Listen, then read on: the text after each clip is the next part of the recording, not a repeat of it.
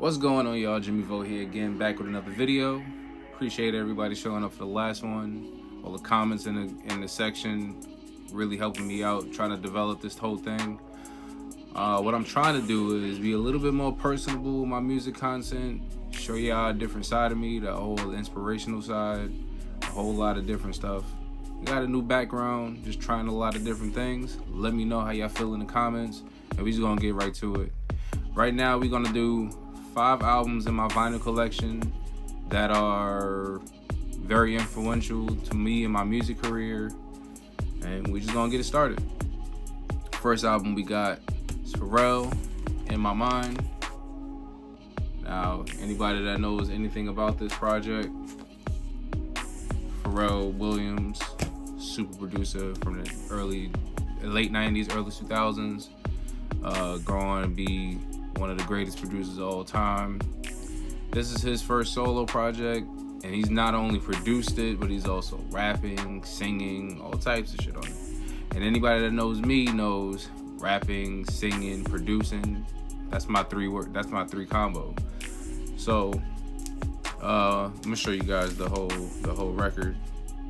You got a gatefold, one of my favorite types of vinyl records, gatefolds, and it is a numbered one. I have the 1194 number vinyl. Your back cover has all the little different Pharrell minion type things, or whatever we want to call them. It was a big thing in the early 2000s, or yeah, like 2006, I think.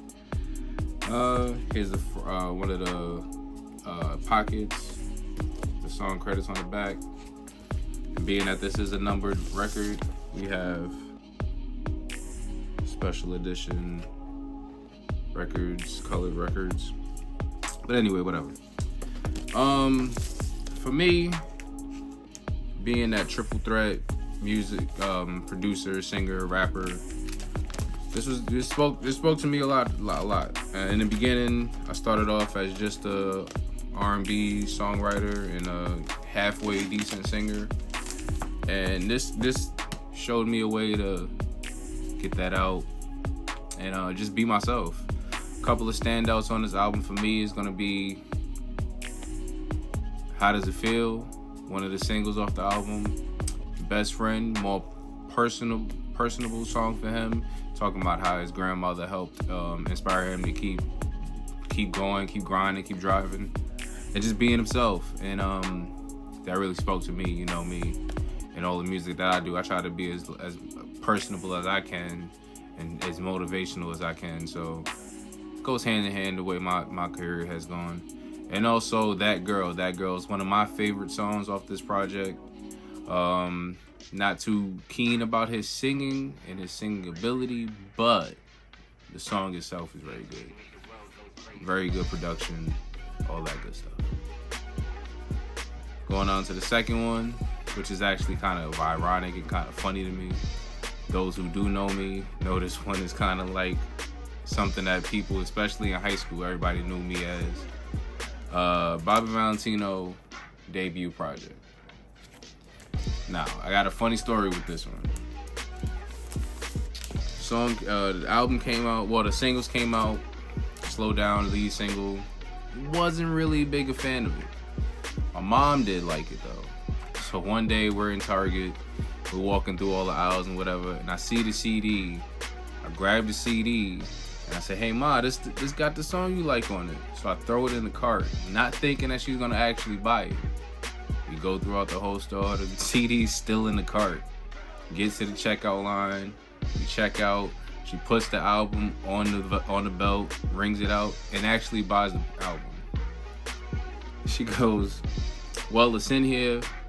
You look like you wanted it, so we got it, whatever." I said, "Nah, that wasn't for me. I wasn't serious." She said, "Well, you got it. I ain't gonna do nothing." Hands it to me. Get to the house.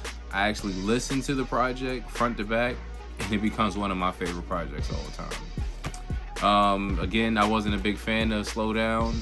Eventually, it did grow on me, and I did use that as an inspiration for Tell Me What's On Your Mind on my latest project with Younger B. And it's just funny how a joke became one of my favorite albums of all time. Standout songs on this album is gonna be My Angel, Never Lonely, Tell Me, biggest single on the album for me, Slow Down, yeah, the remix of Slow Down, and yeah. We're gonna keep it going. Speaking of my mom, you know, Saturday mornings, you gotta clean up the house, all this stuff, and there's always a record that's playing. And you know, any mom in the 90s, they was listening to just one person, Auntie Mary J. Blige, My Life. Very important album in my house. When this came out, it's all she listened to.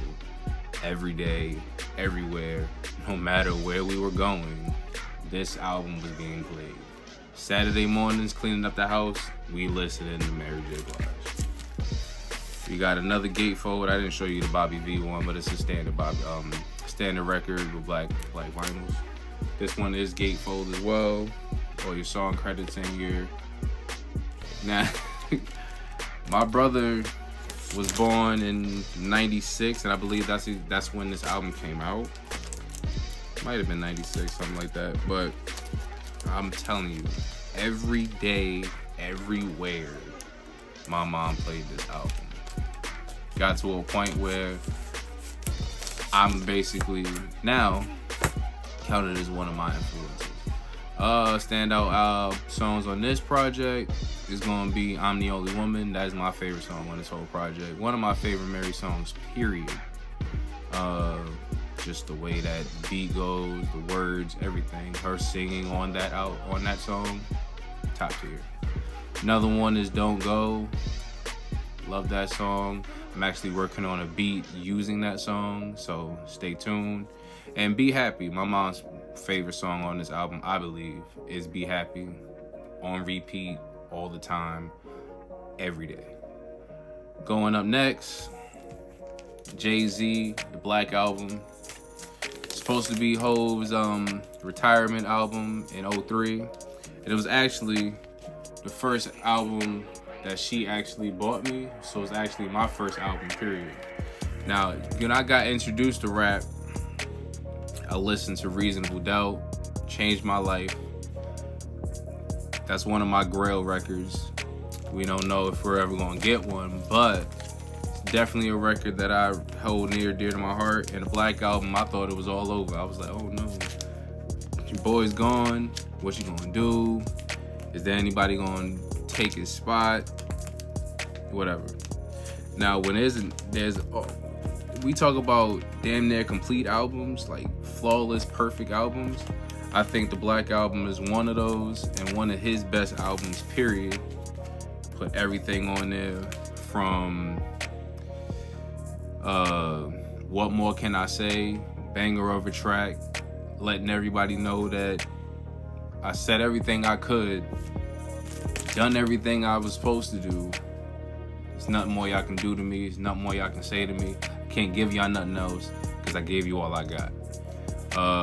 Another one, Lucifer. That beat goes crazy. One of my favorite Kanye West beats. One of my first times ever hearing a Kanye West beat, and it was just ridiculous. Front to back, I believe this is a perfect album. No, I can't even say that now because I got to think about it. I don't like Threats. I think Threats is the worst song on this album. But other than that, great album.